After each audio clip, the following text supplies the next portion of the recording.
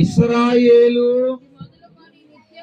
బాగదమ్మా ఇశ్రాయేలు ఇది మొదలుకొని నిత్యము యెహోవా మీదనే ఆశ పెట్టుకొనుము. చెప్పండి కొట్టండి గట్టిగా. హల్లెలూయా హల్లెలూయా హల్లెలూయా. చూడాలి, అందరు నా వైపు చూడాలా. ఇందాక మనం ఏం చదివాము అక్కడ? ఇశ్రాయేలు అనుకుంటున్నారంట, నా ఆశ భంగం అయిపోయింది, నా ఆశ భంగం అయిపోయింది అనుకుంటున్నారంటే యేసుకేలు గ్రంథంలో రాయబడిన మాట. అయితే 131వ కీర్తనలో అప్పుడు ఆమె చదివిన మాట ఏంటంటే, ఆశ భంగం అయిపోయింది అనుకుంటున్న ఇశ్రాయేలీయులారా, మీరందరూ కలిసి యెహోవా మీదనే ఆశ పెట్టుకోండి. స్తోత్రం చెప్పండి గట్టిగా, చెప్పండి గట్టిగా. హల్లెలూయా హల్లెలూయా హల్లెలూయా. ఎవరి మీద ఆశ పెట్టుకోవాలమ్మా మనమా?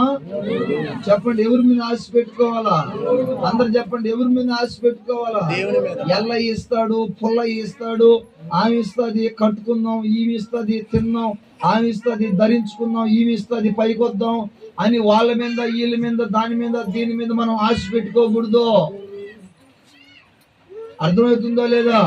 వాళ్ళు ఇస్తారు వ్యాపారం పోదాం, వీళ్ళు ఇస్తారు ఇల్లు కట్టుకుందాం, వాళ్ళు ఇస్తారు బడిలో ఫీజు కట్టుకుందాం, వాళ్ళు ఇస్తారు గృహం కట్టుకుందాం అని దాని మీద దీని మీద ఎవరి మీద అంటే వాళ్ళ మీద నువ్వు ఆశలు పెట్టుకోకూడదు. అర్థమవుతున్నామో? ఎవరి మీద ఆశ పెట్టుకోవాలా? దేవుడి మీద నువ్వు ఆశ పెట్టుకోవాలి, యెహోవా మీద ఆశ పెట్టుకోవాలా. ఆయన ఇస్తాడు, చేస్తాడు, ఆయన ఏమైనా కూడా చెప్పండి చేస్తాడు.